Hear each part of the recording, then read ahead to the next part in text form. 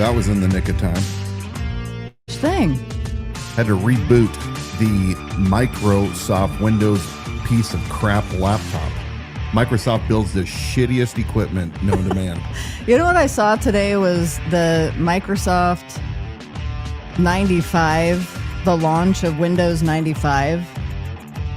And the tech gurus, including Bill Gates, dancing on stage at their launch of Windows 95 presentation. I saw that today, the old footage from that. Bill Gates should be in prison. That too.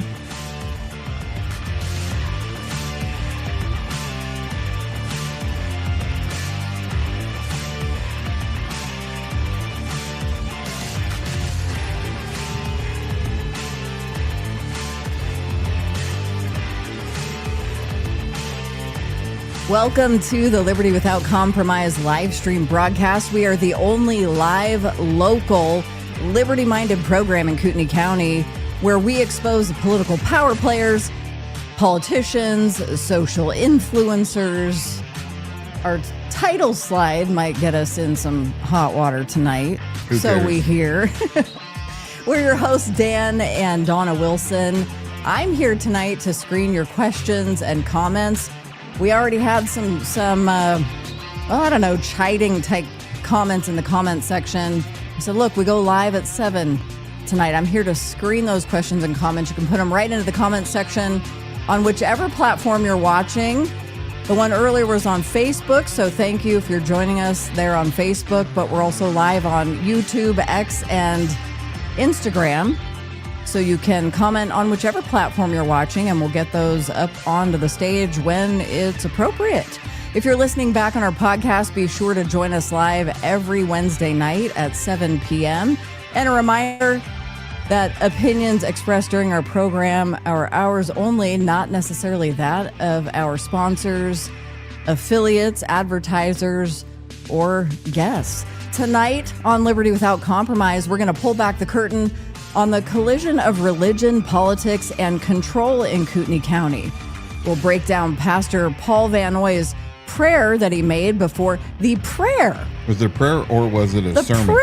The performative prayer before I think it was a bit of a sermon before the Coeur City Council.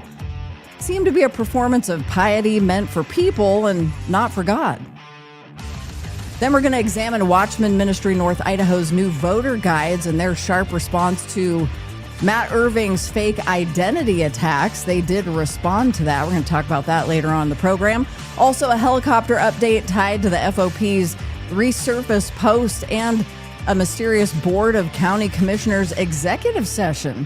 Plus, the newest KCRCC red flag in an endorsement of Deborah Loffman. Also, we're going to ask the bigger questions. What is a church? And why are so many ministries starting to look more like political businesses than houses of faith? So with all of that, here is your host, Dan Wilson. Good evening, episode 40. Not a prayer, a message to the room. Church, politics, and power collide in North Idaho. Now, we just had our bumper music end early. Well, that's because we did a countdown timer. That was a bit of an experiment. I kind of liked it. But due to my superiority ability, after 40, I've almost accomplished 40 live episodes. Yeah. I was able to just roll right through that, and it didn't even get me off just a little bit. It didn't throw you off. I bet you're pretty impressed. I am very I bet you're impressed too. Thanks for joining us wherever you happen to be across this great nation and around the world. We talk about all things liberty without compromise, and I hope you always pursue the truth, because the truth will ultimately give you the liberty that you need. Remember, the laws of nature and nature's God state that all men are created equal in value under God. We are all of the same human worth to God, our creator. And the laws of nature and nature's God demand that we, like nature, have the right to life. We have the right to live. Every person, every human being, from conception all the way through to the end of life, you have the right to live. You have the right to pursue those things that you want to do as you do them under the principles of what God says you can and can't do, those rules, those laws. And you absolutely have the right to property. That is those tangible things and intangible things, your thoughts, your ideas, your inventions, your real estate, your personal effects. That's what we preach here on Liberty Without Compromise. And we take swipes constantly at those that we see that are crossing over the line in the name of liberty in words only. And this includes not only political players right here in Kootenai County. Sometimes we talk about national things as they affect us here. We also talk a lot about the local church. See this right here? Church. Mm-hmm. What is a church? We're going to talk a little more about this coming up, but we have a lot to discuss tonight. Now, the KCRCC is never far from my thoughts.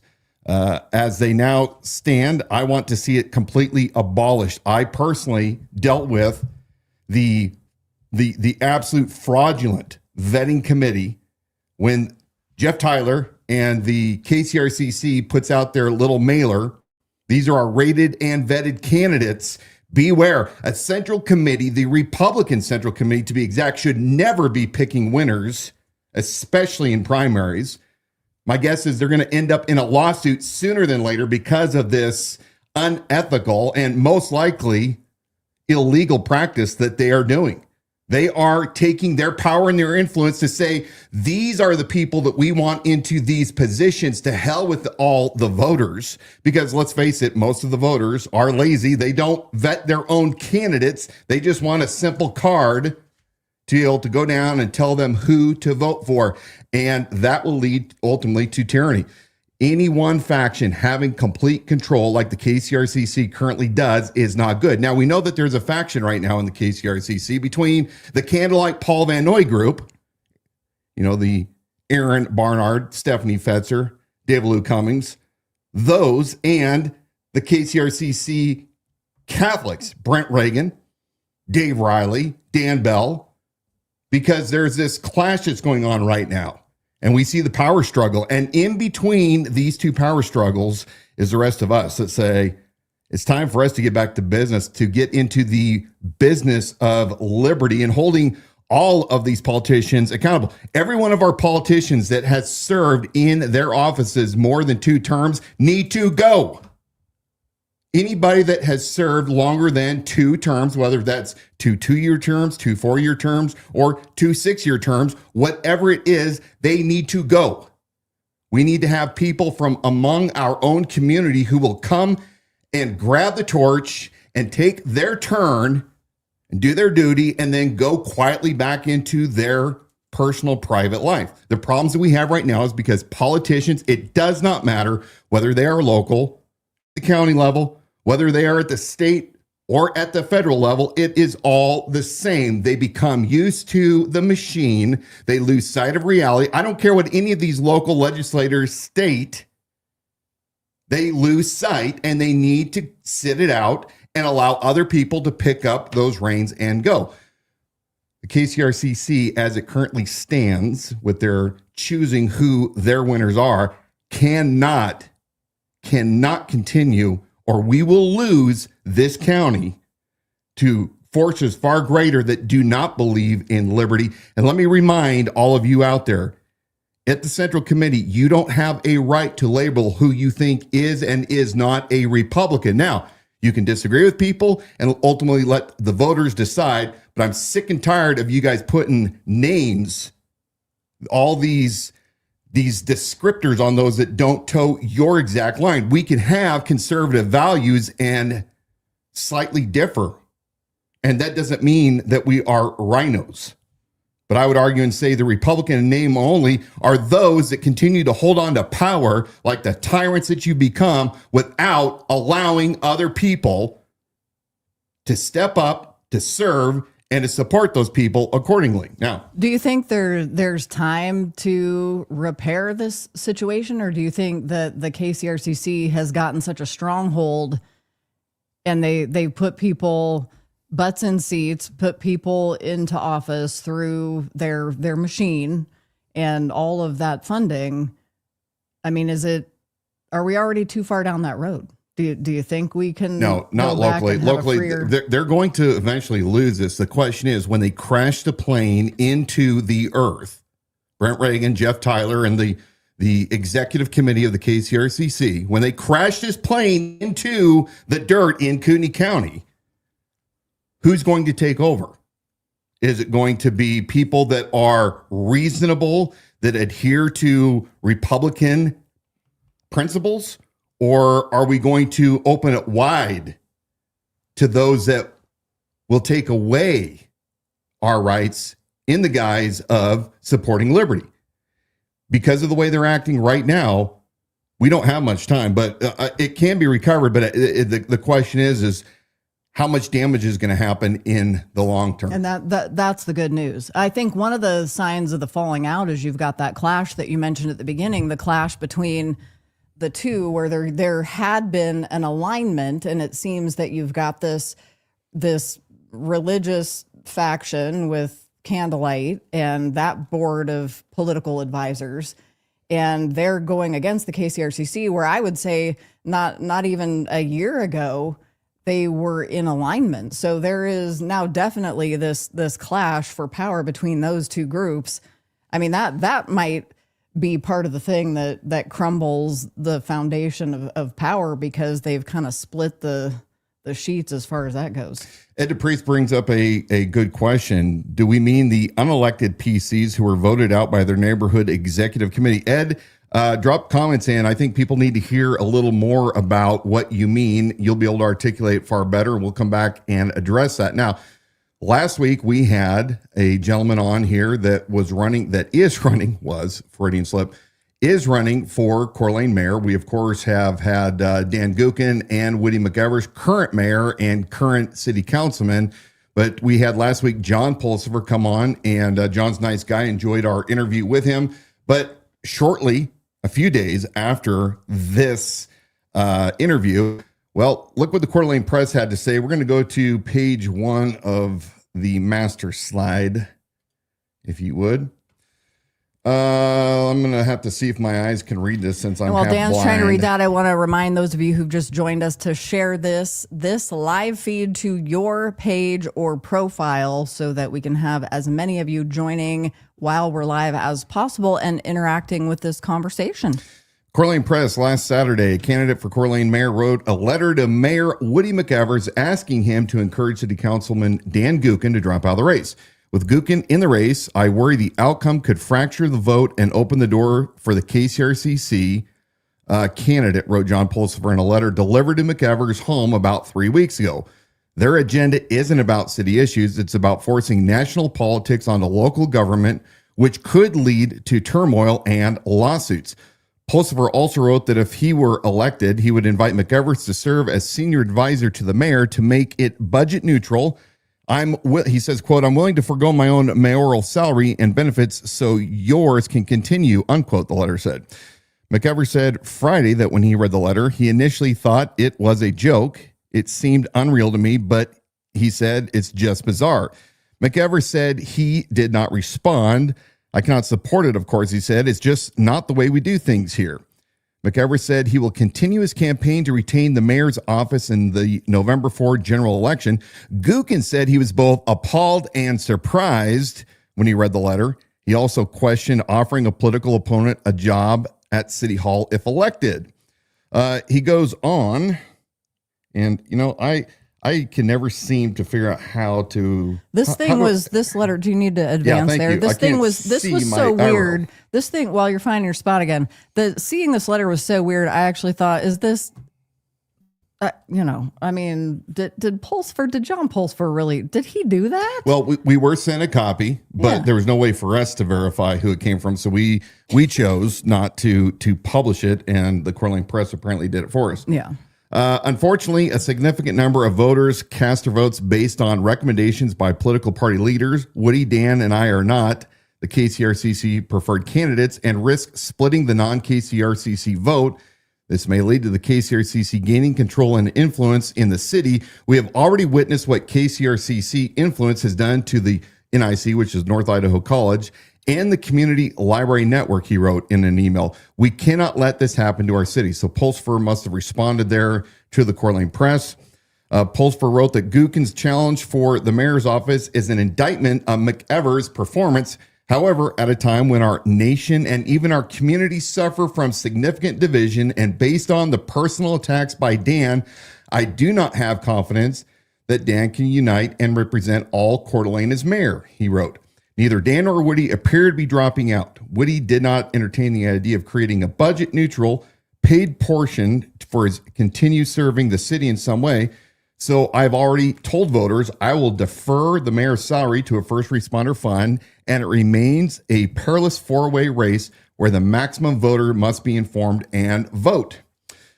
Later on, they talk about Debbie Loffman, who is the fourth mayoral candidate to enter the race. She has the backing of the Kootenai County Central Committee. Brent Reagan, it's because we're all dying to hear what the air chairman says. I got something to say about this. Brent Reagan, KCRCC chair, said he found Pulsfar's letter pretty remarkable. He said it was stunning and that Pulsfar would offer McEvers a job if he ever were elected. I've never seen anything like this. It's really quite remarkable, Reagan said. What were you going to say? Well, there were those that question why in the world is Brent Reagan responding to that letter having been sent to Woody McEvers, because the last anybody checked, it wasn't Brent Reagan that was running for office. So why are we not hearing from the third or the fourth candidate herself? In that election? Why are we not hearing from Debbie Laughman herself? Good question. That's a damn good question. Yeah, but we quoted Brent Reagan. Bring that slide back up so I can see it, please. Of course. It must blend in with the white background. I can't see my arrows. Let's go to the next slide, next page. Brent goes on to say, I don't know where he got that. Reagan said KCRCC doesn't have any kind of agenda in regards to this, but rather simply supports the best candidate. In this case, Laughman. He said, Brent, you're a bullshitter. You are an absolute bald-faced bullshitter liar. You don't recommend the best candidate for the job. You just don't. We've already shown this several times this summer. Angela Brunson being one of the several candidates that you guys recommend that was not fit for the job. Goes on. I don't know where my slide went to. I'm having technical difficulties tonight. He goes on to say, I think Debbie is an excellent candidate, adding that she is an award-winning business person with a nice demeanor.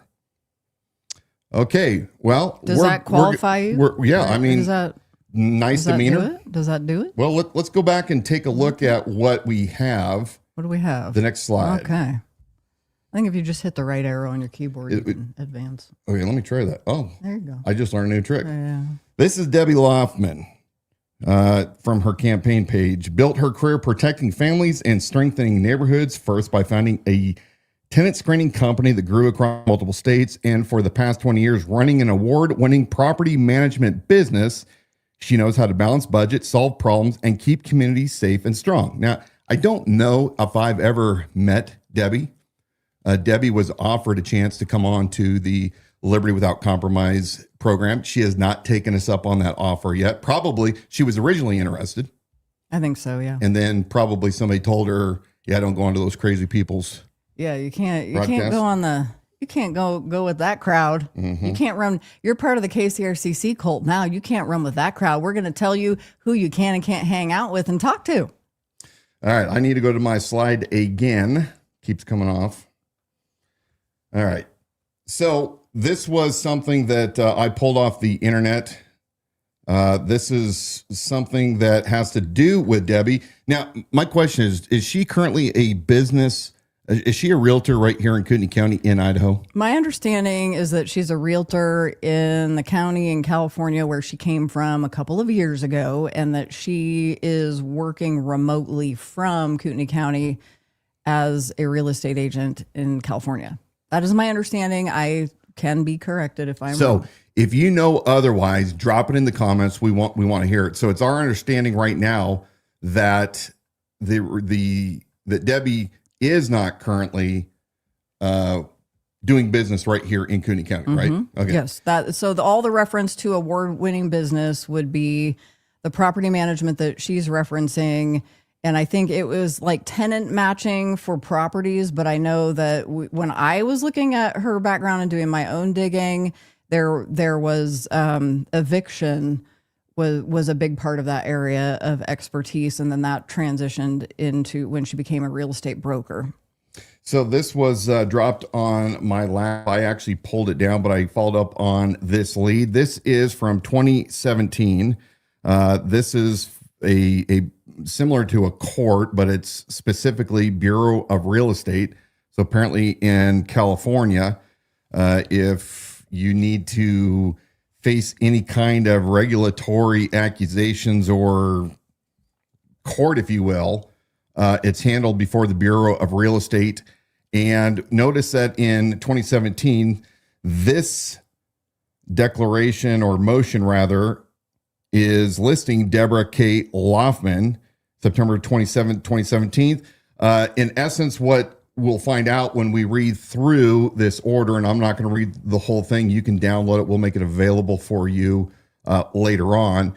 But there are some accusations, and she, in her arrangement, her agreement, almost like a plea deal, if you will, she accepted the terms for what she had been accused of. So what I'm going to do is I'm going to go ahead and read through basically a summary of this order and what she agreed to. Respondent caused, this is what the court finds, this real estate court. Respondent caused, suffered, or permitted the balance of funds in the trust account to be reduced approximately $8,583 less than the aggregate liability in violation of Section 10145 of the Code and Section 2832.1 of regulations. Respondent commingled with her own money the money of property of others in violation of Section 176. Respondent failed to disclose to owners the full amount of compensation. Specifically, respondent failed to disclose that she was charging a 5% markup on repairs and maintenance performed. Such acts and omissions demonstrate dishonest dealings and constitute violations of sections 1017 E, G, 10177G of the Business and Professional Code. Respondent hereby freely and voluntarily withdraws her notice of defense and understands that by withdrawing said notice of defense, she will waive her rights to require the real estate commissioner to prove the allegations. And lastly, all licenses and licensing rights of respondent under the real estate law are revoked.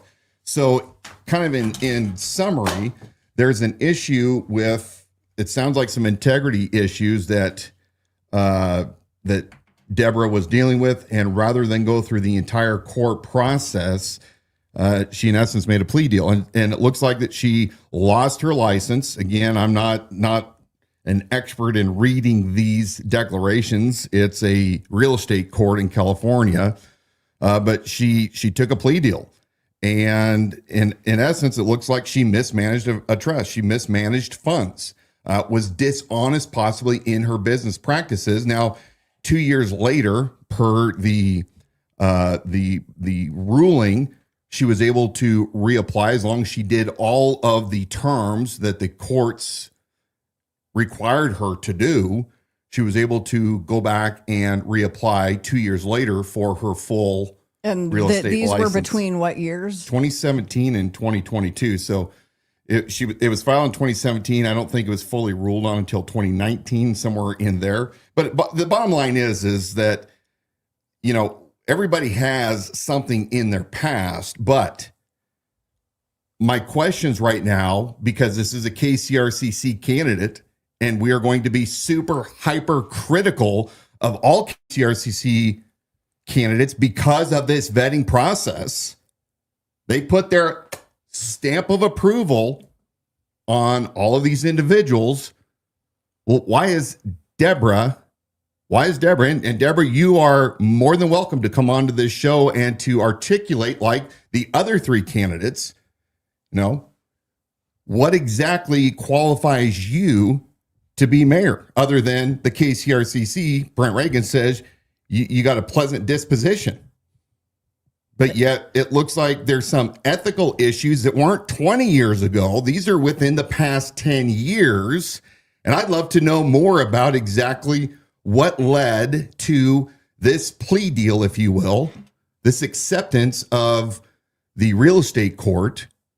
And my belief is if it had to rise to that occasion and she decided to forego getting representation and going to trial, it had to be pretty damning for her just to take a plea deal. So we need to find out. You guys need to find out more of exactly what this incident or incidents were. And if there's an ethical problem, you don't just lose an ethical problem in 3 or 4 years. This is usually a pattern of bad behavior. Now, again, I don't understand exactly what's going on in this, but she did make a legal plea. And well, and if let's give the benefit of the doubt and say, well, there were honest mistakes that happened, maybe due to inexperience in that position.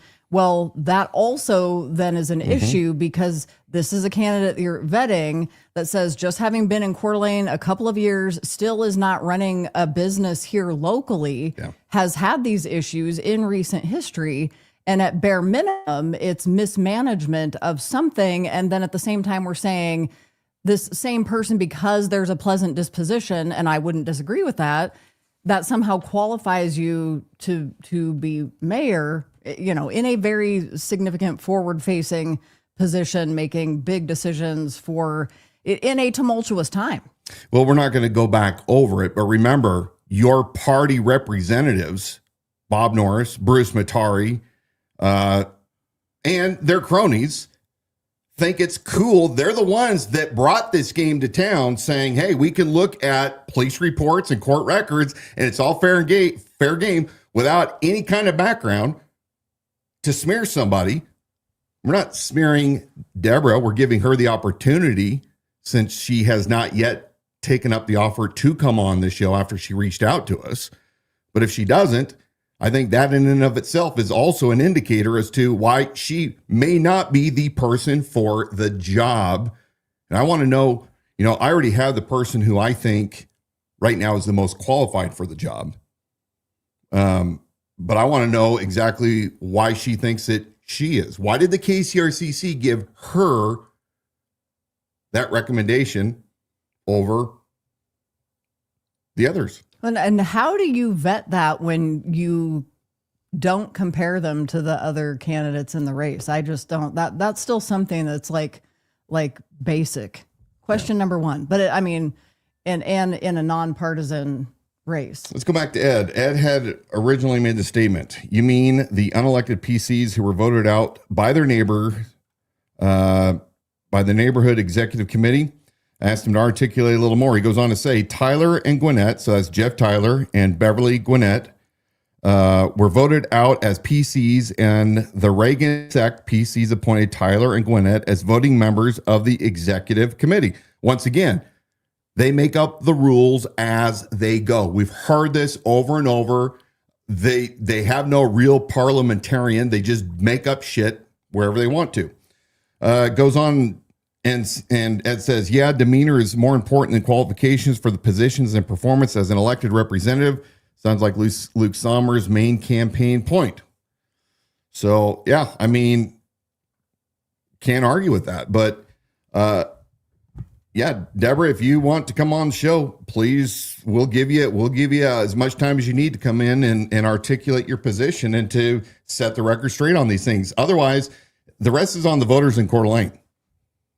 If you want good governance comes by people that understand how to run government, how government works, but also have a personal history of service and making good decisions, being of reasonable mind.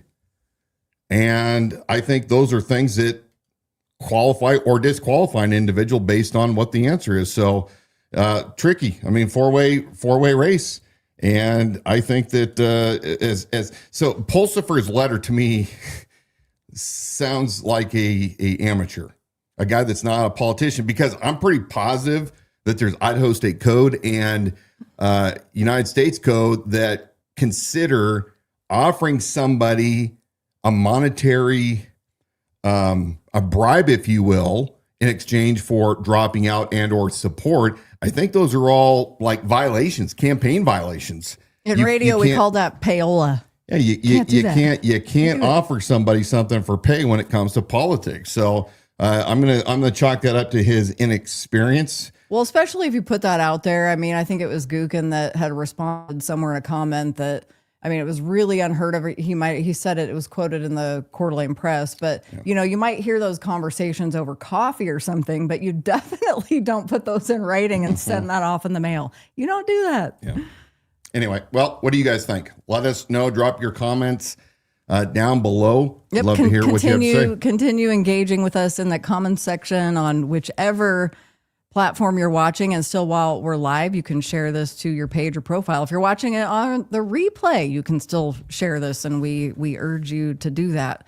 More of you will meet other candidates that are running here locally in Kootenai County and Coeur d'Alene for this upcoming vote that takes place on November 4th. And I think some of those early voters or mail-in, however, the early or absentee ballots are probably already, I mean, that's why it was such a race to bring to light some of these other candidates that are running, because you've got people that are voting early that are just taking that Kootenai County Republican Central Committee voter, what do they call it? Sample ballot. Which eventually may get them in some legal trouble, but they're just taking that. We'll only get them in legal trouble if any of our state officials actually hold people accountable, which they don't. That's not going to happen. It isn't going to happen. Yeah. We've got a follow-up to our segment last week where we had a local pastor in Hayden, Matt Irving of North Star Baptist Church, that was causing some trouble online and doing it under a burner or a fake profile, where he was propping up Kootenai County Republican Central Committee after we had exposed really was a faulty vetting process, and he was vouching for that. And then he took it a step even beyond that when we were suggesting, look, there are other voter resources, as Watchmen Ministry North Idaho, who provides voter guides. They're not making recommendations. They're not telling you how to vote, but they go through a very rigorous and meticulous process to reach out to every single candidate in the race, regardless of party affiliations, platforms, any of that. And they go through and they answer fair questions between candidates, and they just publish the answers. So they go to great lengths to do this. It's a service to the community. Well, Pastor Matt Irving, again, under this fake profile, begins to disparage Watchmen Ministry. So he took it a step further in really propping up the Central Committee, saying, you know, this is the best resource we have for looking who the conservative candidates are, and disparaged and was mocking Watchmen Ministry. So what the update that we have, if you want to go back and watch that segment, it's available on our YouTube channel. That's at the Idaho Sheriff. So you can see the entire segment on Matt Irving. We're not going to go back over that, but Watchmen Ministry has published a response to the comments made by Matt Irving under this burner and fake profile there on Facebook. So I'm going to put the QR code up on the screen. Are you going to bring that up, or do we get to see it? Which thing? The rebuttal? Well, yeah, there's some of the... I got a question. Yeah. Mm-hmm. Watchmen Ministries are professing believers, are they not? They claim the name of Christ, do they not? Mm-hmm. Okay, that's basically what their entire ministry is based on, is letting people in the community know who running for office shares the Christian faith, mm-hmm. or high moral values.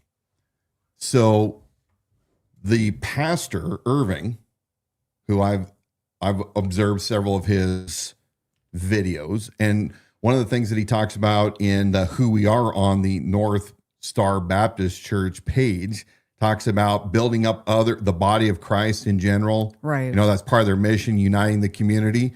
So why would he then attack another Christian ministry? Did he have background with those guys before? Not that I'm aware of. Did he ever talk to them? Probably not.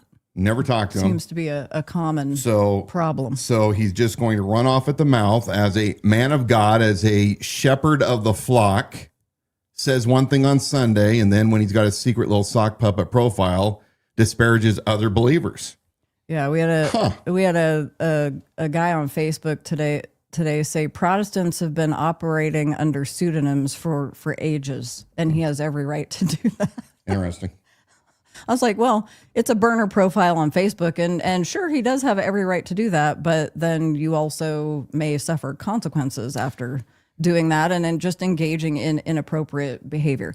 The QR code, I flashed up on the screen the article posted to our website, libertywithoutcompromise.com, that has Watchmen Ministries' response to that behavior by Pastor Matt Irving. And you can get to that article by using the QR code there up in the corner. And then that leads us, because we were discussing the voter guides and the resources that Watchmen Ministry provides to our community. Those were just published today. I know that they're still working, probably even right now, and have some of these up on the website, but they have both written answers to questionnaires. And again, they're just straight publishing answers. Those have been published today. So you can go look at those, and it shows everybody who's in the running. And then you can just match up the answers to those questions side by side. And that really truly is telling you, from a biblical or Christian worldview, if you're looking at those conservative values between candidates, where do they align or misalign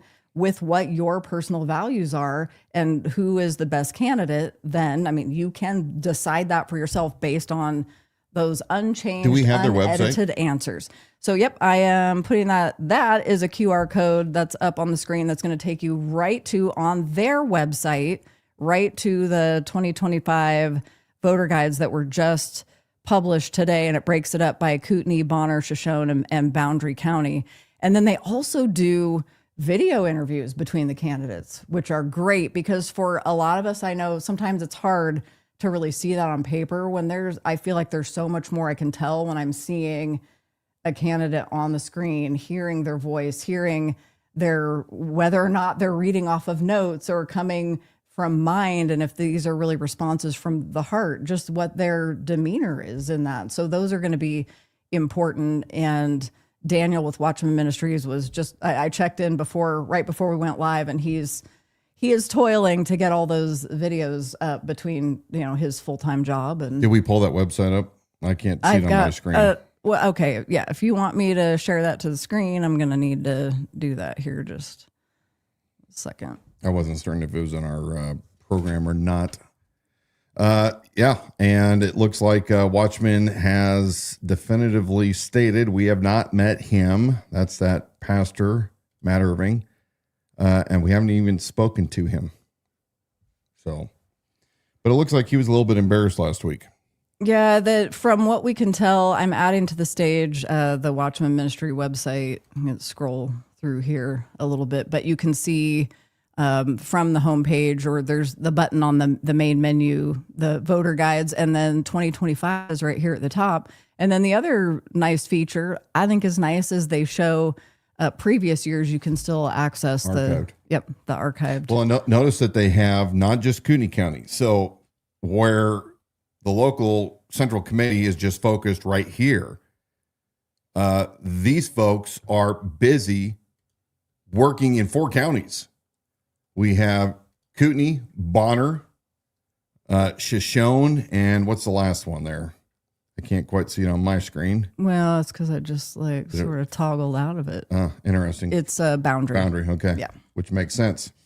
So yeah, great work by Watchmen Ministry. If you want a unbiased look at candidates in their own words when it comes to faith and morals, you really need to take the time to read and to view these videos by Watchmen. So we appreciate them. One more little tidbit is with the Matt Irving of the North Star Baptist Church in Hayden. You were saying, you suffer a consequence when you have that bad behavior online, and then especially he's doing that through a burner profile. The other update that we would just have from last week is after our episode aired and we exposed that bad behavior, within 12 hours, we know the burner profile was deactivated, his personal profile on Facebook was deactivated, and the church's Facebook page was deactivated. And then he also was not in the pulpit on Sunday. Well, he may have been hunting. He may have been off hunting, may have had other plans. But there was somebody that wanted to really enforce during worship service how he saved the church. Single-handedly, the church was split. He came in at the last minute to save the day. So, all right. There you have it. What we got? Where are we rolling into? We're a little bit out of order tonight. There was too much of me having to. I guess I'm doing too many things at the same time here. You do them so well. Coeur d'Alene, there was some kind of a meeting in front of Coeur d'Alene City Council the other night. You might have to help me fill in the blanks as to is this where we're going? What the point of that was. It was a declaration. I'm going off of this. Trad family. Well, we missed we didn't do number 3 yet. What's number 3? Do number 3. No, we're already down. How did we end up to that? No, go. Actually, I want to do number 3. Go back to number 3. Well, now I don't have any music or anything to get me all hyped up. Oh, okay. There you go. Helicopter. This is segment number 3. Helicopter update. And the FOP post at North Idaho News shared the timing is synonymous with the Board of County Commissioners bringing it back up and going into executive session. This is all about that helicopter. That pesky thing just will not go away. And we're going to continually tell the story week after week after week until that helicopter flies no more. Now, my biggest fan in the world is the tattooed Hamburglar. We're gonna show her in just a second, but while Donna is queuing up our video, we're gonna play that video, and then we'll give a special homage to the Hamburglar of Kootenai County. We're going to go ahead and play that video. So roll it when you have it all set. Civilization is doomed. I just had an experience at Rogers Burgers in Coeur d'Alene at Government Way and Apple Way, and I'm angry that it happened, and I'll tell you why. My family went there after church to get burgers, lettuce wrapped, because I try not to eat gluten. Because see, my face is round. That's from gluten. And we got fries. Our entire meal, 4 burgers, 4 meals, came to almost $60. So right there, a meal is $13 at Rogers these days. Anyone who's lived here for a hot second knows how it used to be. But that's besides the point. It really is. 2 of the burgers were wrong. One was lettuce wrapped and was supposed to have bacon and grilled onions on it. The other one was I think she goes on about this burger fiasco for like 7 minutes. You tell me how far. Well, like a plain burger, and then I got a lettuce wrapped one. Yeah, we can shut it off. Grilled onions, right? They were wrong. They were messed up. One had the bun, one didn't. They were the opposite. All right, we'll take it off. Yeah, it's gone. That's annoying as hell. That is the Kootenai County Hamburglar. She went on this 5-minute tirade, still up for the world to see it. This is Erin Barnard, special advisor to Pastor, and I use that term loosely, Paul Vannoy, Candlelight Fellowship. She is she's an absolute liar, for one thing. We've dealt with her first and foremost. The things that she says at the council meeting, she's full of it, like Stephanie Fetzer. But the idea for the segment that we're talking about is related to the helicopter. Mm-hmm. And so Erin, because she fancies herself as a journalist, a Kootenai County Spectator, well, she keeps giving me a lot of credit. And I greatly appreciate that, Erin. I greatly appreciate that you have thrown the entire weight of the Kootenai Regional Air Support Unit, Able 1, and its inability to fly for the past year and several months counting, all at the hands of Dan Wilson. After all, I'm an elected official, Erin. After all, I work for the Kootenai County Sheriff's Office, Erin, and somehow I'm able to, with the pen, swipe, and the helicopter has not flown. So would you read what Erin had to say in her own words? Mm-hmm. So we better give some background. What we had going here was the Board of County Commissioners had a meeting where they're discussing the lack of insurance or rising insurance costs, and that this helicopter is not insured, and how they're going to go about fixing this. And as many times as we think this thing is permanently grounded because it's just not something that the county needs to be able to afford, it's sure enough, you take one breath, you go to sleep, you wake up, as soon as you're not paying attention, they're bringing it back. It's back in front of the Board of County Commissioners. Yep. So synonymous with the BOCC meeting, the Fraternal Order of Police, the FOP, the Masons made they're a big Masons. old, They're Freemasons. The Freemasons made a big old long post on Facebook that then North Idaho News reshared. And North Idaho News, if you've listened to us for any length of time, Mike Petum is one of the administrators behind that. I'm sure that there are others. Real estate agents love creating community pages that they can monetize and cross-advertise their businesses. This is one of those. I'm not going to say that it isn't a service to the community. A lot of people follow that page. They get a ton of traction. But you know who knows that? Bob Norris and Bruce Matari. So it behooved Bob Norris to make friends with, whichever thing came first. But a guy like Mike Petum, who's a local real estate agent, he and his wife, and an admin on that North Idaho News Facebook page. And they're like, that we got so many in the community that can follow this page What we can do is pepper in some positive public relations for Sheriff Bob Norris himself. When he's dipping down in the ratings, his ratings are plummeting. He's getting a lot of bad national press. Well, that's okay. We got Mike Petum at North Idaho News that can start popping up some positive PR. Norris with puppy dogs or in front of the steakhouse that burned down, what have you. That was a funny one. Yeah. But so the FOP posts this and North Idaho News reposts. Has anyone seen the Kootenai County Sheriff's Office Regional Air Support Unit's helicopter recently? We haven't. In fact, the helicopter hasn't been utilized for any law enforcement or search and rescue function in over a year. Well, why is that? Prior to establishing a helicopter program with KCSO, Kootenai County contracted with Spokane County for the use of their helicopters during law enforcement or search and rescue missions. Prior to KCSO's partnership in the Kootenai County Regional Air Support Unit program, who owns the helicopter, Kootenai County paid $10,000 annually for helicopter support to Spokane County. Upon the creation of the Kootenai County Regional Air Support Unit, the earmarked $10,000 has now been put towards Kootenai County's helicopter. The $10,000 is the only taxpayer contribution to this program. The remaining costs for the helicopter and program are covered entirely by private citizen donations or members volunteering their time. This past year, that $10,000 has been used to cover legal consultant fees for the county. Why is this?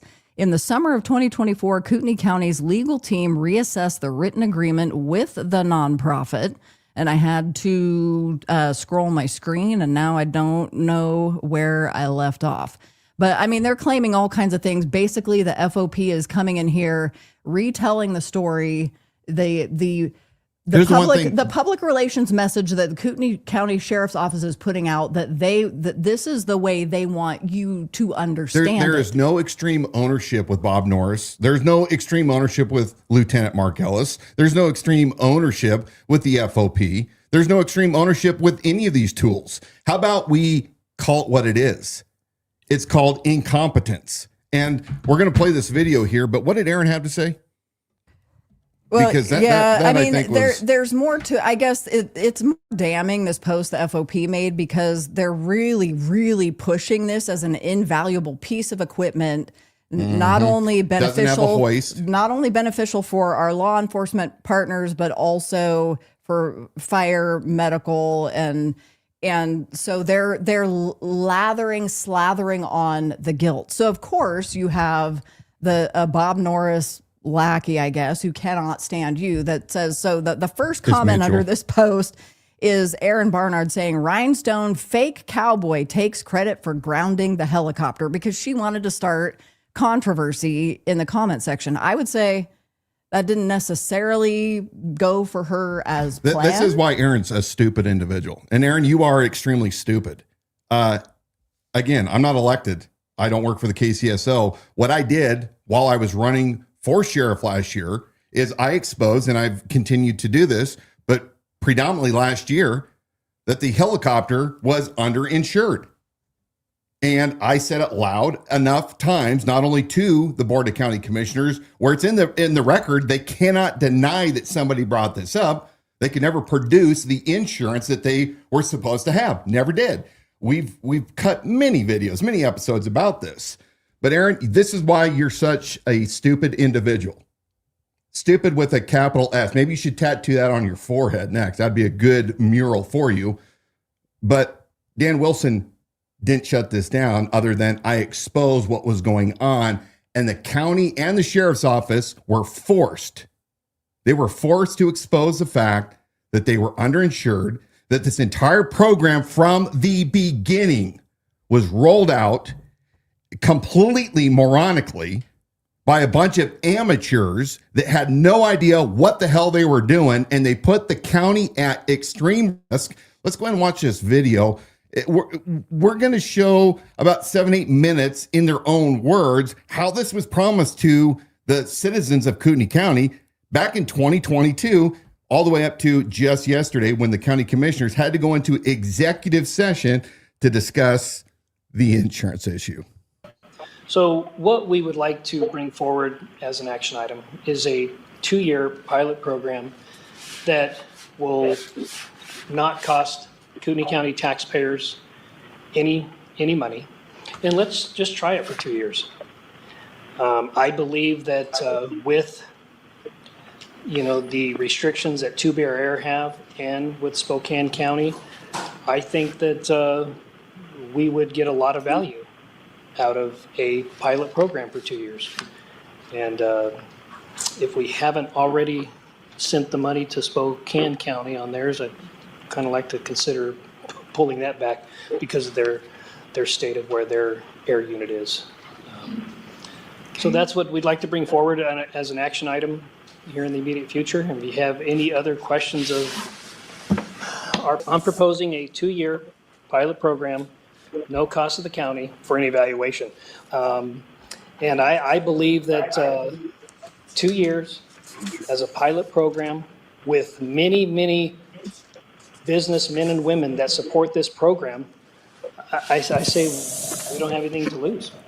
But going forward, how do I put this on it would pause? be run more like the K9 program on donation. I just realized that my computer doesn't have the controls. That's why I was fumbling earlier, because I don't actually have play or pause. Oh, anyway, it is down in the little thumbnail image. I think you do, but yeah. Anyway, it's a little tricky. What did we just hear? We heard Bob Norris say we want a 2-year evaluation and that the donors were going to supply all the needs. Well, hey, Bob and the rest of you knuckleheads, Aaron and Lucky, and all you other sycophants, North Idaho News, here's a news flash for you. It didn't fly for over a year. After we paid $10,000 of county taxpayer money that was diverted from Spokane County's Superior Air Bureau program, and instead it hasn't flown for a year. So I would say that if the helicopter did not fly for at least 50% of that 2-year trial, that is a failure. It should go directly into the trash heap. But what they're wanting you to believe, and the reason they put it out on those Facebook pages for public comment, is they want people to say, I heard this, I heard that, and they want to spread misinformation through the comment section and whatever it is somebody else heard. Mm-hmm. So one of the popular responses is people don't think that far back or that much into it. They're just like, oh, insurance costs are rising and this is no longer affordable. Yeah. And then you've got empathetic women that are saying, so we don't have this tool to provide safety to our community because of insurance. And it's amazing. Did you know that it only costs us $10,000 a year for unlimited flights from Spokane County, who they actually had forward-looking infrared that the county, remember when it only cost us $10,000, we also, as a county, gave them $100,000 of civil asset forfeiture money to put on forward-looking infrared and a spotlight, as some tool came on and commented and said, hey, I just went and took a field trip out to the helicopter and they're still training on it. No, they're not training on it because I have the flight logs. But that's that what you too can get. But supposedly when they're giving people tours there at KCSO, that is what they're telling the public. Mm-hmm. That is what they're telling the public. Training. They are not training on this helicopter. It's absolutely a lie that they're doing this, but we're going to go ahead and keep playing Bob and the county commissioners in their own words. While we're playing it, I might have to fix the needle drop because I accidentally moved that. But I want to know, and I want you guys to answer this and comment there in the comment section, why there is it seems like this is such a tough sell. What about this helicopter program that Norris has is good? What is the good part of it? But here's my question. Why does he want it so bad? I mean, it's shrouded in this, the thing is, it's a debacle. It's a mess. It's a massive liability. Yeah.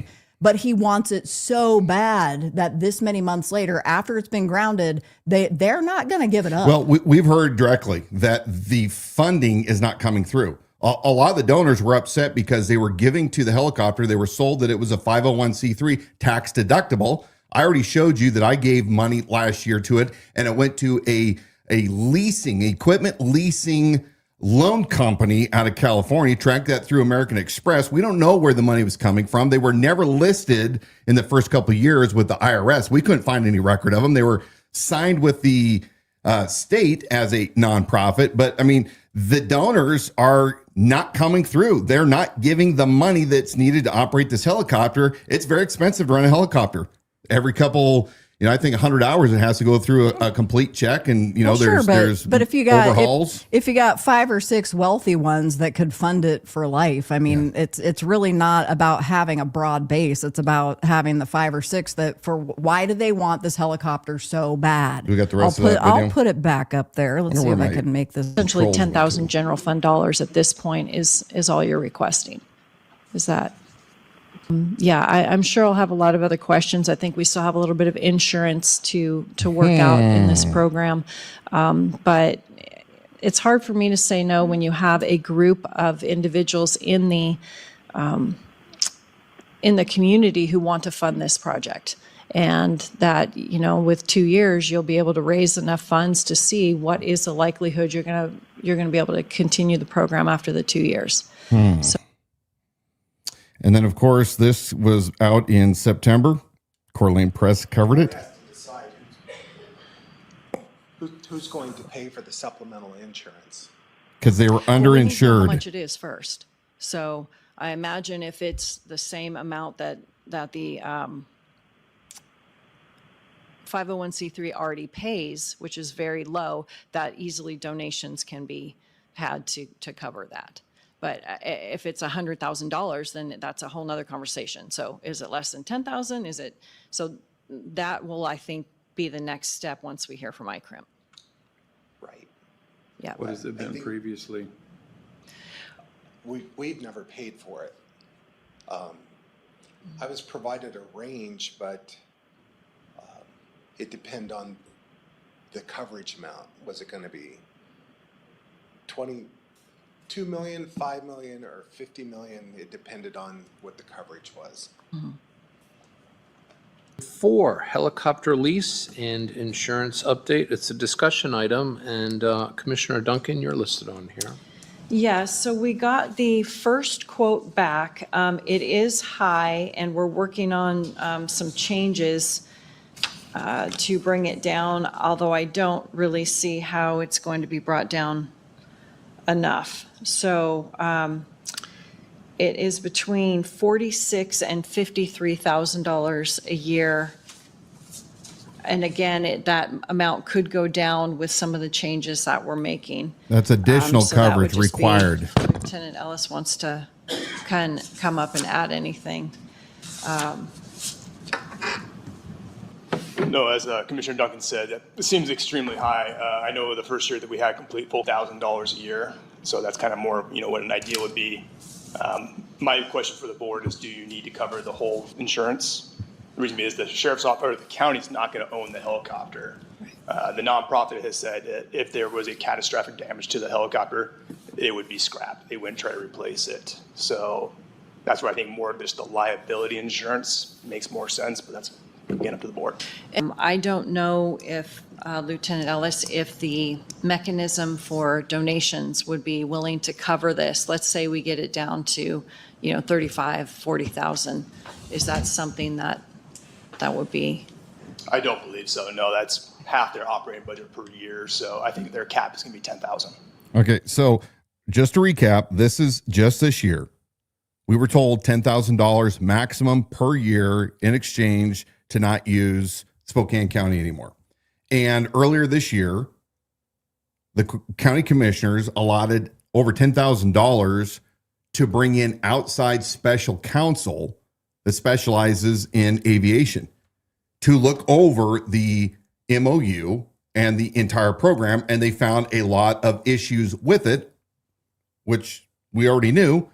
And they said, hey, in addition to the insurance that the Kootenai Regional Air Support Unit, Mark Ellis and his cronies have to have in place in order to fly this volunteer helicopter, you also have to have more insurance on the county side. You got to have two policies. And the county says, well, we're not supposed to be paying for this.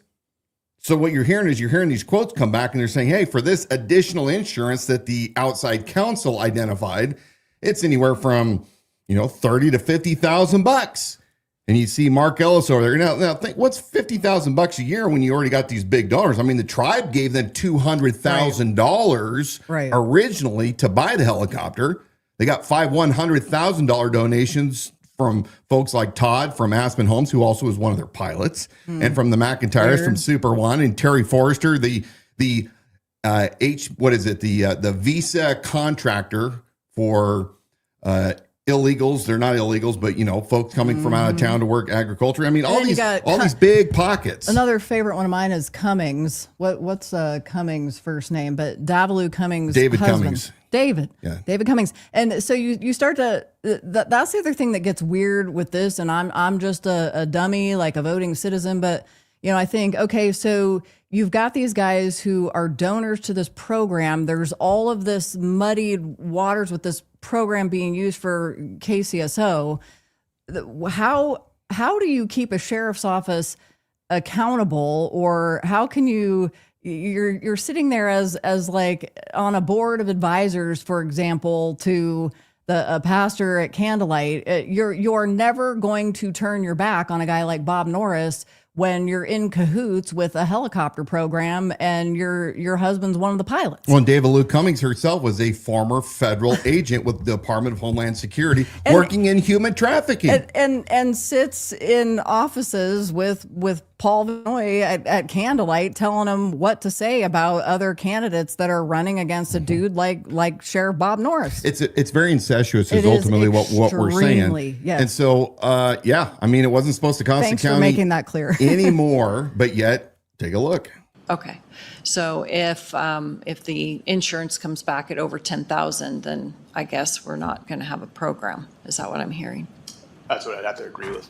Okay, so Mark Ellis right there, he is the lieutenant that oversees the air unit. He's the one that sold the county commissioners along with Bob Norris to take this program on. He happens to also be the CFO of the corporation that owns that helicopter, Kootenai Regional Air Support Unit. And they registered everything as this private corporation at the address and the phone numbers of the Kootenai County Sheriff's Office. I got to keep telling you this over and over. For those that are brand new, have never heard this before, go back to our website. You'll see plenty of information. But they are so desperate that they said, well, we'll even take the $10,000 that you're supposed to give to us every year for the MOU, and we'll apply it towards the insurance. Mm-hmm.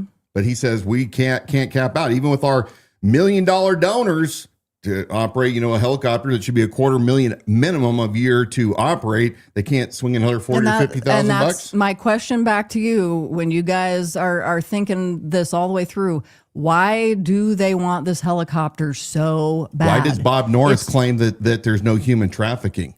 Yeah. After a while, people, you have to start reading between the lines. I don't have any definitive proof, but ask yourself the questions. Why do you have a sheriff that continually says over and over again, despite the fact that just this past week in Liberty Lake, Washington State Patrol with other agencies did a bust, and some of those that were trafficking their children happened to be from Rathdrum. But yet there's no human trafficking taking place here. It's all online. It's all online, risks. Redirect that when Sheriff Bob Norris is asked about human trafficking in Kootenai County, he says it doesn't exist. But where there is a problem is your children are at great risk and exposure through the internet and all of these apps where people have access to your children. So he redirects the argument. It's very calculated. I just want to know why an Obama era DHS agent came up here and has embedded herself so deeply with Paul Vannoy and the Republican Party and the sheriff. Yep. And you know what was also weird is when Nate Lewis from The Innocent gave his presentation at the Life Coffee House back in 2024, she asked a question of the Post Falls detective that was helping put this presentation on, and acted like she had no clue about human trafficking, and yet that's what she did. Right. Out of, I think it was New Mexico for well over a decade, is my understanding. She was a federal agent that specialized in human trafficking. Yeah. I'm just saying there's a lot of weird stuff that people better start paying attention to right here, and don't think that it is beyond the scope, as we've seen over and over again, that we don't have DHS agents working right here in this county. They're still loyal. You have no idea who is or who is not still on the payroll. I'm not assuming that anybody is still on the payroll, but I'm not assuming that they aren't, and you shouldn't either. Well, and when you're commingling religion and politics and things going on in the civic space, you no longer have that clear definition of who's on the right and who's on the left, who's conservative and who is progressive, or whatever, like this versus that. You have people who have infiltrated the spaces on both sides to further confuse everything, because why? Power, money, control, notoriety. All of it. And that is absolutely what we have going on in this county. In front of us as soon as possible, because it's been a whole year since the helicopter's been down. Agreed. So now we can go back and fine tune things, but it sounds like that the county could put the $10,000 that we historically have used for a helicopter program, we could put it towards insurance. And then if the board decided they wanted to cover additional insurance, they could do that. But right now, it looks like if it's out of our price range, then the program goes away. Okay. It's KCSO helicopter insurance. And the main reason that this is even on here is because the board got an email from a person who's in the insurance business. They saw an article in the paper and offered to help provide some quotes. And I personally always like people who take the initiative, because they're at least worthy of consideration. I know that Commissioner Duncan has been working with our broker of record, John Getty, on getting some quotes. And the only reason that I would even really want to entertain a conversation with another broker is just the fact that sometimes you can get very disparate differences on quotes, because people just look at things a little differently. Wrong. But I don't know if this would be the right person for that particular situation. And we put an executive session on here, and I don't even know what would be the trigger for that. So I'll let Commissioner Duncan. So Darren had sent us an email, and he has some recommendations. There are some decisions that need to be made with insurance going forward before all of the quotes come in. Okay. So. Well, then, should we go into executive session? Yes. Okay. So that was just yesterday. I tweeted this segment, and then very shortly thereafter, people started sending me the FOP's post. The bottom line, we're gonna end it here, is that the helicopter needs to no longer exist. I want to know why the hell they're going into executive session. This concerns all of us. We deserve to know what they're talking about. And Bruce, you don't even know what the hell you're talking about. Disparate, you're talking about agents looking at things different. It's very cut and dry. It's either you are insuring this aircraft and the county for the limits required, or you're not. Quit making word salad out of this stuff, you freaking change agent. The thing needs to die. And I want to know, was this insurance person that stepped up, and Bruce kind of signaled that they're not necessarily experienced in aviation. There was a tell there. Well, is that Jordan Redmond? Is that the Redmond Insurance Agency? You know, Redmond Insurance. Jordan Redmond, that's also a state representative right now. That's a KCRCC darling. The 208 something or the I mean, other. so we don't know. It may not even be him, but I want to know who it is. So that helicopter needs to go away, and it needs to go away into that flaming wreckage of everything else that Bob Norris has lit on fire in the county. Did I say that strongly enough? I think you did. Speaking of mixing religion and politics, there was alluded to this a little bit ago, but Paul Vannoy, he's one of the people one of the pastors in the Ministerial Association. So what that gives him is some opportunities to be forward facing in the civic space. If there's some kind of an event where they need a pastor to say a few words, lead something, lead in prayer, he's going to be your guy. Or he can recommend another one. I wonder if that's part of his $400,000 salary that we hear he gets. Yeah, we heard that. $400,000 salary is what's being reported for being pastor of that church. Does he get anything as being the There's a good reason. The lead ministerial head? Maybe. Maybe he sends out emails or something. So the Coeur d'Alene City Council, they met last night. On Monday night. On Monday night. And there was some exchanges that happened there. That's not the part that I want to get into tonight, though. Being part of that ministerial association, I know that Pastor Paul Vannoy was asked to, I guess, say a word or pray sometime. We really don't know. We really don't know. So I was watching the live feed for other reasons, but this was the part where I kind of needle dropped to this part, and this was the part of this that I caught, and I'm like, there is something so wrong with this as I was listening to him pray. But it's one of those things you're like, everything in my spirit is telling me this is so wrong, but how would I articulate this? So I want you guys to listen to a little bit of this with me, and then we'll talk a little bit more about it. Thank you. Well, first of all, let me thank you, Mr. Mayor, for signing that proclamation and reading portions of it. All of you council members, thank you so much. I agree with you, Christy. I think that this is a great opportunity for us to unite. We have suffered far too much political violence. We've suffered far too much division, and we need to unite around those things that we do believe in. And you highlighted the First Amendment and our right to speak, and I thank you for that. I commend you for that. Thank you, Christy. Thanks, Paul. Can we pray together?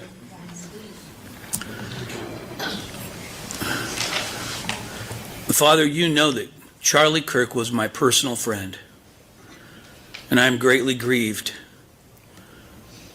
that we have lost him. We know that heaven is enhanced, but the earth has suffered.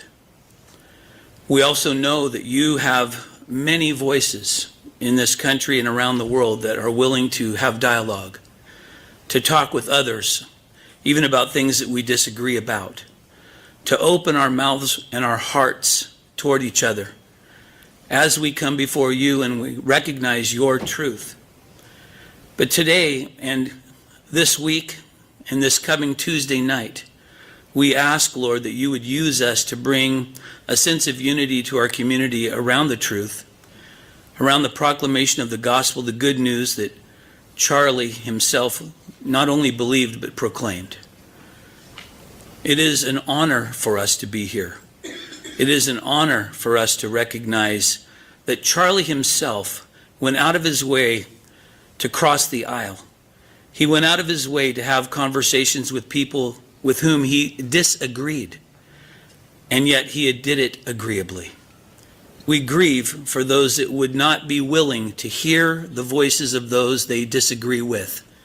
We certainly do. You, Lord, have allowed for our freedoms. You have allowed for us to have differing opinions and differing beliefs. Consequences set aside, Lord, we recognize this night and throughout this week the fact that we have the opportunity to celebrate his life, but more importantly to celebrate you, Lord Jesus, because it was he, Jesus, and Charlie who wanted you, Lord Jesus, to be exalted. Not man, not Charlie, not Turning Point, but rather that we all have opportunity to have our own turning point toward you. We thank you. I thank you for our mayor. I thank you for our council members. Lord, you know that I love them, each one. And Lord, I am honored to be asked to pray tonight for them, for our community, for our first responders, for those that have suffered in the wake of such disaster, as mentioned by Councilman Christy Wood. Lord, bless her tonight for recognizing the tragedies and the losses, lives that have been taken prematurely. Lord, this never pleases you. And so, Lord, we come before you humbly and ask that you would, by your grace, pour out your Spirit upon all of us and bring us to a point in which we recognize truth, dialogue, openness, honesty, integrity, courage in the face of a world in turmoil where we need a lighthouse. And we look to you, and we look to you in Jesus' name. Amen. Thank you. I wasn't originally actually going to play that whole thing because it's 5 minutes. When I was listening to this yesterday, I just was like, I said to Dan, that he's not many of those we were things. Smoking cigars, and I didn't even see it. I just heard it. Just heard it. And I was like, correct me if I'm wrong, but this isn't prayer. I mean, there are things you're saying like, God, you know that Charlie Kirk was my friend. And I thought, for anybody praying in private who's not doing something for performative reasons, that is just not something that you would say and bundle it up and put a bow on it and say this is somehow a prayer. It's bragging. Yeah, absolutely, and that was bragging. right there at the top. And so, I mean, one thing I knew, I'm like, this isn't a prayer. It's a message to the people in the room. He's performing to the people in the room and in front of the councilman. Yep, and it's called testing the spirits, by the way. It's so bad. Yeah. This is so bad. So I want to walk through a little bit of this because I got some clarity on it. It makes so much sense. What we just heard, it wasn't really a prayer. It was a speech framed as a prayer. Instead of talking to God, what Pastor Vannoy was doing, he was talking to the audience. He was using language of faith, though, as a way to deliver a message that was meant to be heard. It was meant to be approved. And of course, he wanted it to be remembered. He wanted that place and that platform. He starts off with his polite gratitude to the mayor and the council, not as part of devotion, but as a way of establishing his civic credibility. He's positioning himself as a moral voice within the political conversation, not outside of it. He's within it. Then when he begins, Father, you know that Charlie Kirk was my personal friend. That quickly shifts from any kind of personal grief into public messaging. That tone, like I said before, becomes performative, a eulogy that turns Charlie Kirk into a symbol of virtue and truth. And I think that was what was creating some of the heat in the room that we heard about later during that meeting. And we're not getting into all of that. But the quote truth, as Paul Vannoy puts it in this context, it's not neutral. It's what it's code for is a specific worldview. And then by calling for unity around truth, he's really saying unite around my side of the cultural divide. He's establishing that. And this was all in this package of I'm just praying. And throughout the prayer, he uses religious phrasing to moralize civic issues, to make his beliefs sound like divine fact. He contrasts those who are willing to have dialogue. He mentions that within the prayer. He contrasts that with those who aren't, which is a subtle rebuke of anyone who disagrees. It's judgment disguised as lament. Again, within a prayer, are you praying to God or are you performing to the room? By the end, the prayer morphs into a sermon about courage, integrity, and being a lighthouse in a world of turmoil. And that's all classic rhetorical devices of civil religion where faith and ideology blend together and to claim moral authority in the public sphere. So while it sounds reverent on the surface, because that's the thing, I think for people who are, they're immersed in that or they have a relationship with the guy or like, what? I go to his church every Sunday. Like, I don't get it. You don't see it anymore. But that's all it took was me sitting in the room, and I thought, this is messed up. And so it sounds reverent on the surface. The purpose, though, isn't communion with God. It's clearly persuasion of the people in the room. And he was manipulating prayer in order to do that. Praying for the council, And man. this is what scholars will call performative piety, using the format of prayer to make a moral or political statement that cannot be easily challenged because it's wrapped in faith. Yeah. So this was not a prayer of humility. It's a performance of virtue, and 100% for the people in the room. He's also a liar again, because I've had my own experience with him. When I ran last year, one of the very first emails that I sent out in January of 24 was to the email address that was given to me. I merely introduced myself and said, hey, here's my platform. I'm going to be running as a Republican. I would love to meet with you. Radio silence. People from his church who would come to my events kept asking me all throughout late winter, early spring, you've got to meet with our pastor, and I said, I already sent him out a invitation to meet up for coffee or something. Then it became, I wasn't specific enough. And then when I started sending out the email to these people that I had told them exactly what I had said, then Paul started changing everything once again to where towards the end, he was literally telling people, and we've showed you the transcripts in our Power Player Pastors, he was telling people that he wouldn't meet with me because I didn't do enough to pursue him, that he's a pretty big, important thing here in Kootenai County, especially in politics, and I should have wined and dined him, bought him a steak dinner. Now, mind you that I never had one conversation with a dude. He's a flat out lying piece of crap.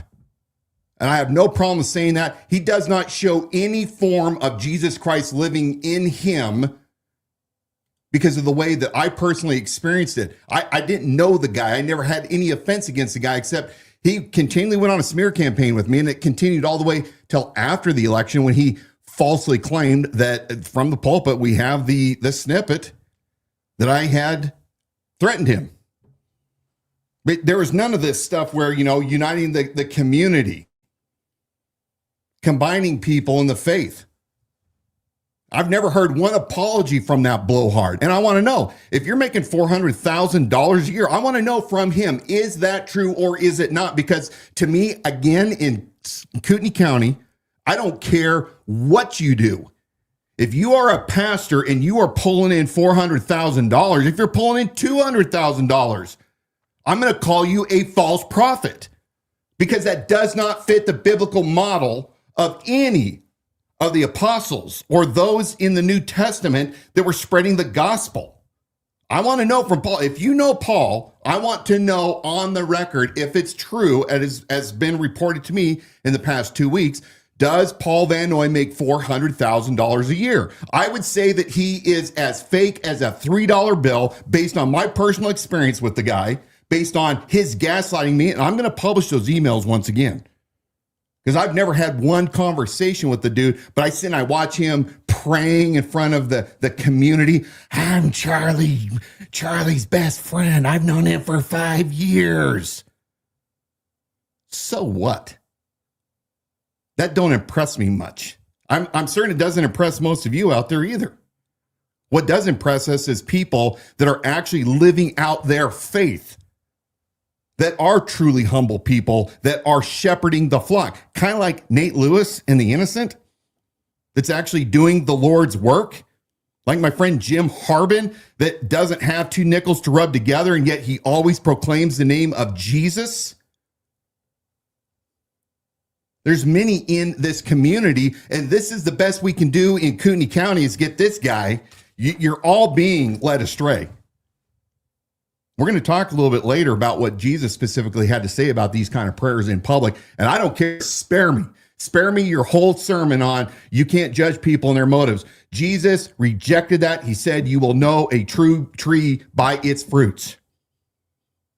And when your spirit is telling you something ain't right, and most of you out there are squelching this spirit because you're told that it's a good Christian thing not to not to talk bad about your leaders. Let's go play this video. I want to play something that ties into this. Oh, gotcha. Okay, I think I was going to say, I don't know if I have this one, but I think it's right here. Ready? Yeah.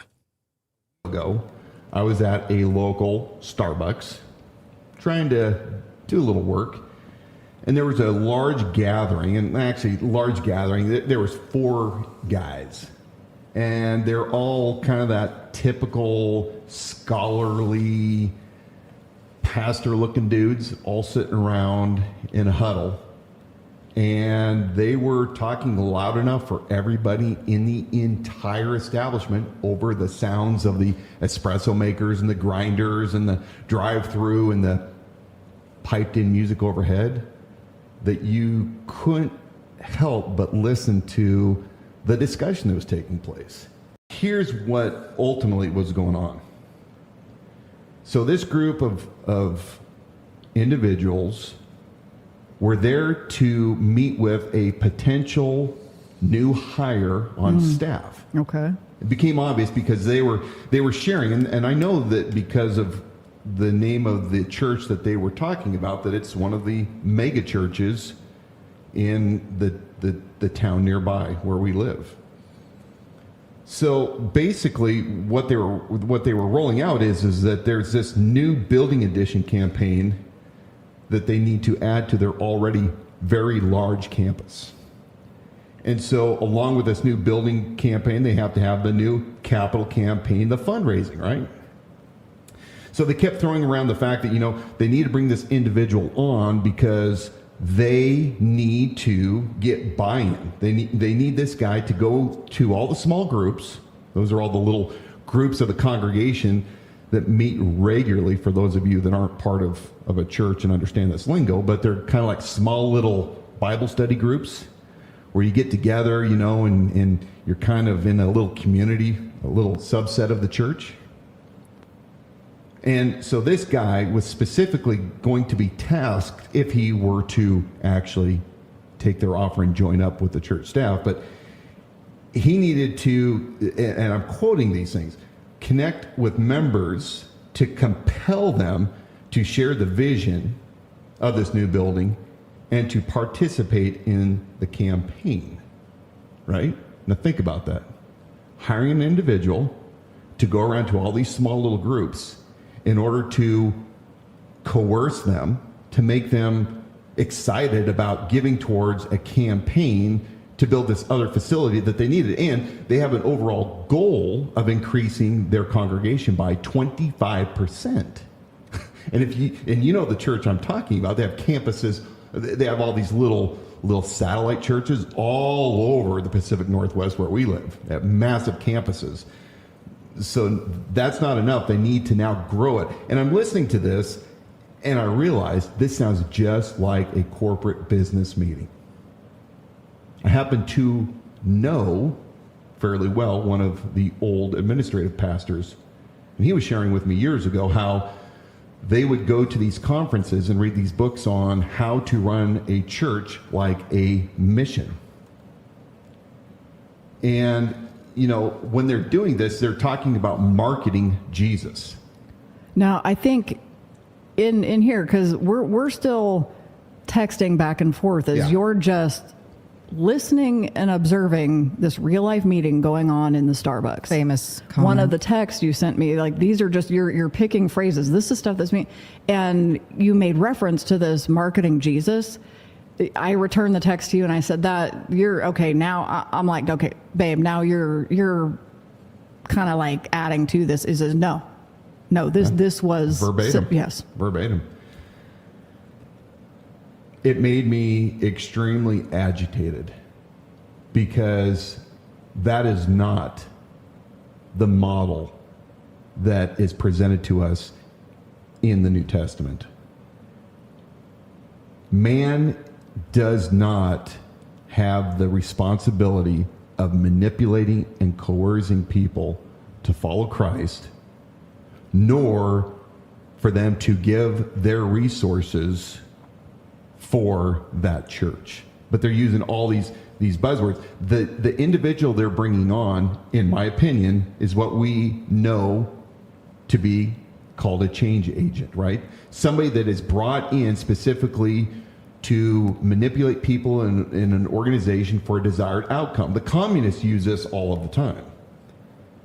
And as I'm going down this road and I'm thinking about all this, and subsequently after I've thought about this, it's not the government, not just the government that's hoodwinking us, right? They're not the only ones hoodwinking us into destruction. It's also those so-called churches, predominantly in the West, who participate in a mentality of the means justify the ends. Okay. You couldn't help but. So I'll have to re-needle drop that at the same time. Yeah, that happened to me. That was from early in 2023. Donna and I, before I ever ran for sheriff, had a podcast called The Unspoken, the original Unspoken podcast. And we talked about many of the same things that we do here at Liberty Without Compromise, but we didn't have the experience of running for office back then. And I was sharing with her that I was over in Spokane when my offices were over there, and I was at a Starbucks, and these guys came in. They were pastors, and they were talking real loud, and they were specifically there to meet a guy that they were going to bring on staff. He was a candidate to be a change agent, to manipulate the people in the small groups in order to get them to buy in for this new building program that the church leadership wanted so badly, but had already turned down. And I just said, look, the churches are just like government in hoodwinking us. So this came back to bite me, sort of, but although I didn't really care, because many of the KCRCC, again, agents, including Melanie Herman, whose husband, Todd Herman, they live right here in Kootenai County, used to sub for Rush Limbaugh. Well, she was so pissed off because I was attacking the churches. How dare I attack people of faith? And so she had her little crony, that idiot, what was his name? Now I can't, Eric Zimmerman. Oh, yeah. They wanted to set me up this question. His wife, Renee, is still really active. And they're friends, I think, with Matari and the whole group and Schaefer's and all. I mean, they all run in the same circles. But here's what they asked me at a town hall. There's a reason why we're going to continue to play this on the heels of what I said. I'm not just saying this, folks, just because I'm now on the Liberty Without Compromise broadcast. This has been my belief for a very long time. As somebody who grew up in the church, Donna's a preacher's kid. We both grew up in the church, but I finally started seeing the shenanigans, the pastors that are celebrities that are living high on the hog, running all these things as a business. Let's go ahead and keep playing. The reason this is important too, and you just stated it, but to go a little further, is that some of the lashback we're getting on social media now in bringing up Paul Vannoy and challenging him and exposing some of the inconsistencies, to say the least, is, well, there's a vendetta because you weren't his favored candidate. Nope. But what the thing is, we were talking about this very same thing, and the heartbrokenness we had over the direction that the organization was going. And we were talking about this back in 2022 before 23, before running for office was even an idea, even, a spark of an idea. Yeah. And then I'm not sure, I tried to needle drop for you, but I don't know if it was halfway through or about where it was. We'll play and I'll get it. Phrases. This is stuff that's me. And see if I can, in my smart here, justify. You guys can, here we go. Using Saul Alinsky tactics, protesting the church. Will you retract your statements and apologize to other Christ followers? What the question is referring to is I have a podcast that I've had for several years called The Unspoken Podcast, and we talk about all things. There's nothing that is the sacred cow that we don't discuss. This particular episode was concerning a conversation that I heard when I was in a Starbucks over on the other side of the border. And it was a church gathering of leaders that were talking about how to manipulate the congregations in order to give more to build a new building. And so what I was referring to, and I'd love for you guys to actually go to, we'll put it on the idahosheriff.com website so you can hear specifically yourself what I said. And I do not apologize for talking about those people that want to make the church a corporation. Amen. Yeah. Jesus Christ is not a marketing tool. And if anybody's okay with churches being in a business model and manipulation of the people that they are supposed to minister to, then I do not apologize. Let's go back to the very beginning. What is church? Christ Church is a living, breathing, organic organism. It's the body of Christ. It's the body of believers that go out and live like Christ. Well, what do you call a body that sells itself? A prostitute, a harlot. And who enjoys a prostitute? Individuals who want to satisfy their fleshly urges and desires. What is a business that can't call itself a business? What's an institution that can't call itself an institution? Is it denial or is it dysphoria? I don't know. The more I know, the less I know.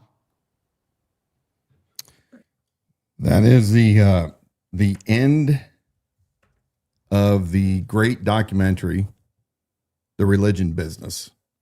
You can now find it on Amazon Prime. I highly recommend you support Nathan Apfelt. He produces 7-part documentary, and he hits everybody. He's not telling people he's anti-Christ or anti-church or any of that. He's just saying, we're tired of it. Whether you are LDS or Mormon or Catholic or evangelicals, all are doing extremely shady things at the expense of what is righteous, what is good, and they're leading people astray. Now, I'm specifically, I guess you would call me evangelical. I'm not Catholic, even though Paul Vannoy heard I was Catholic that got excommunicated.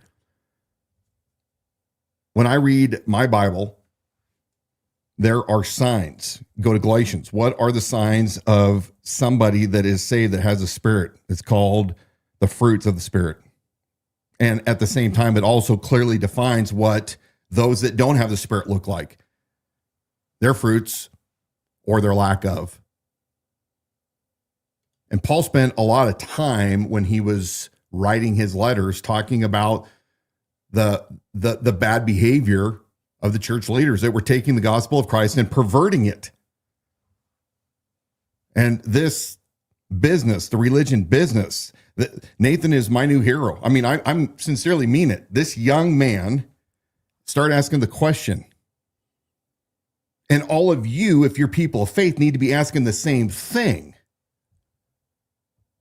If you have a pastor that is making hundreds of thousands of dollars while there are people in his own congregation suffering that can't pay their rent, that can't feed and clothe their children, what do we call that? And if you have these pastors right here in Kootenai County that are making a lot of money while they are leading this business, let's make no bones about it, folks, is a business. All of these big churches are businesses. If they're 501c3, they are a business. Then how in the heck can you trust them to guide you through social, moral issues in your community? Mormon Church, $238 billion in assets. The Catholic Church, way beyond that. Evangelicals like Samaritan's Purse, Franklin Graham. You want to go down a rabbit hole, take a look at where he's taken Samaritan's Purse in the Billy Graham Evangelical Society. And the fact that he won't be accountable anymore, and Samaritan's Purse has taken their donations from over $700 or $800 million to double it in 3 years to almost $2 billion, while they have over $100 million of aircraft in a shell company and all this land in Alaska. It isn't just one denomination. And these things all tie together. Corrupt pastors that are not leading their flock, that are not humble, that are not serving the people, that are celebrities, that have their own radio shows and, their own brand and their books, while they're going on 7 weeks of sabbaticals a year and being flown all over the country on the church giver's dime.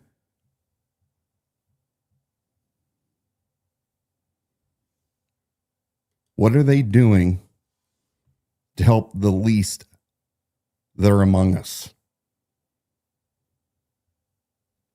What are they doing to further the gospel of Jesus Christ and to proclaim liberty? Because we know that wherever the Spirit of the Lord is, there is liberty. And I challenge every one of you pastors out there right now listening to me.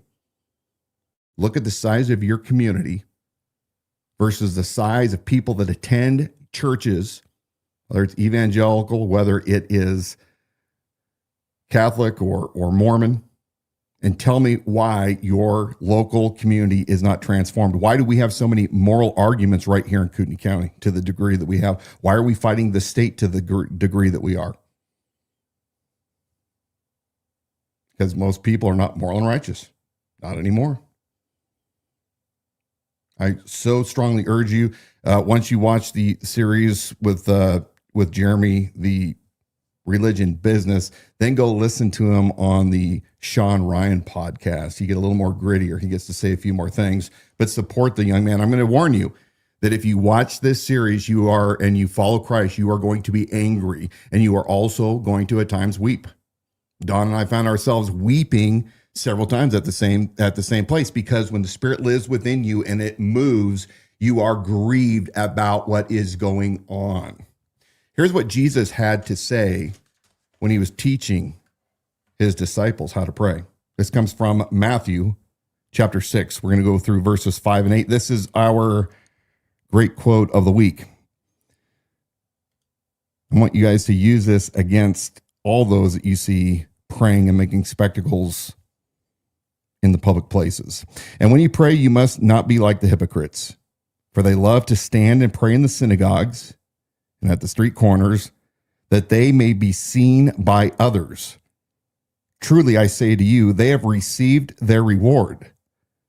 But when you pray, go into your room and shut the door and pray to your Father who is in secret, and your Father who sees in secret will reward you. And when you pray, do not heap up empty phrases as the Gentiles do, for they think that they will be heard for their many words. Do not be like them, for your Father knows what you need before you ask him. And that is true. The all-knowing God that created all of us here, that created us all equal in worth, understands the good from the bad. He is still in control. And regardless of what your political affiliation is or whoever your pastor is, you better have it right with Jesus himself and ask that Spirit to guide you, because the times that we're living in right now with AI, fifth generation warfare, you're not going to be able on your own recognizance to discern what's going on without that Spirit to tell you what's not right. And Don and I have been getting these checks in the Spirit when we hear these outlandish prayers, when we see the behaviors that we observe and we experience, and you understand all these people that are claiming the name of Christ are not living that way. They'll say flowery words when it comes to the city council. They'll type up declarations. They'll all sing Kumbaya to commemorate and remember somebody that was killed. But what does that mean in their daily life when they pick up their sock puppet accounts or their regular accounts and say extremely heinous, mean, horrible things to people? Is that Christ? Now, people are going to say, Dan, well, you all the time are on the attack. I'm on the attack when people have already attacked me unprovoked. And when they are spinning lies, I will go after them, and I have no problem with it. And there is a lot of evil and a lot of bad behavior in this county. I will always live by this rule. I brought peace until these people brought war, and I will now bring war until they bring peace. I don't care who doesn't like to hear the truth. I don't care who thinks that it's more important to have unity in the party. It is more important to be obedient, to follow what God says in his laws, to live a good, righteous life, and that should be examined in all of ours. Even if you don't have a belief, you do have a belief. But all of us, every person out here that's listening to my voice understands right from wrong. It's already knitted inside your DNA. So many things going on right now that it's hard to tell what is real from what is not. That spirit will tell you when that spirit's telling you something, listen to it. And we're all being lied to on many fronts. But as people who will not compromise our liberty, I'm encouraging you to stay strong and courageous, to always remember your great heritage in this nation of ours called the United States of America. When you can, go ahead and read the Declaration of Independence again. It lays out beautifully exactly man's place and God's place in our government and free will. As these days get more and more evil, I'm more and more determined to proclaim truth no matter what. I don't know about you. Yeah, I was going to say, the more you have pastors crying for unity and, stop with the division and the divisiveness, what I always come back to is a very simple thing, and that is that truth will create division. Because you are not going to stay on the side of evil. You are not going to camp out on the side of lies. There will be a division. We aren't going to have unity. And I understand we want the best place on earth that we can have, the best and safest community, and we, let's all get along to get along. But the reality is that the truth is going to be divisive. It is going to create division, and there won't be perfect harmony and unity in that when you speak the truth. That's just the way that it is. I don't know if you wanted to get, Dakota had one prior to that I wanted you to hit on. Stop talking about Mormons. They're going to hell for their beliefs in a demonic false gospel. Okay, well, Dakota, you have right, free speech to say that. I understand where you're coming from. But in America, you have the right to believe as you are convicted. He also says it is expensive to live in America, especially Coeur d'Alene. Paul says not to muzzle an ox when treading grain. Pastors need to have a living wage to raise their children on. What's a living wage? I'm an employer. I can tell you what a living wage is. I can tell you what is above a living wage. $400,000 is way beyond a living wage. But we leave that to Paul Vannoy or whoever does his direct deposit, that they can answer that question. Does he make $400,000 a year? I really hope he doesn't. I hope we're wrong. I hope I'm wrong. I hope somebody can bring me definitive proof. Hey, remember to pray for Jim. Got to see Jim this weekend, and he is looking strong. He's fighting the battle hard, but he definitely needs your prayer. And by the way, if you have not done so already, you can go back to the original Unspoken podcast if you want to hear that episode that we were talking about earlier, and listen for yourself that whole episode. You might find a couple interesting things or two. That QR code's up on the screen. You can listen to that entire podcast. A reminder, next week we're going to have an interview with Charlene Phipps. She's currently Spirit Lake City Council. She is running for Spirit Lake Mayor, so we are going to hear from her next week, and we're looking forward to that. Another thing that you can look up as all part of this religion business, if you've got questions and concerns about your own pastor or the leadership at your church or any of them, start looking up how many organizations they have, how many auxiliary organizations or nonprofits, and take that back to the board or back to your pastor and start asking some questions and demand transparency. We thank you for joining us tonight on the Liberty Without Compromise live stream broadcast. You can visit our website at libertywithoutcompromise.com. There you watch past episodes and then also view exclusive reports on the Bootlickers Bureau, which Pastor Matt Irving is now officially a part of. Our newest member. Our newest member. You can watch exclusive reports there on our website. And for you podcasters, you can listen and subscribe wherever you get your shows. I guess until next week. Thank you, Mrs. Producer. Mm-hmm. Outstanding job tonight. See you, folks.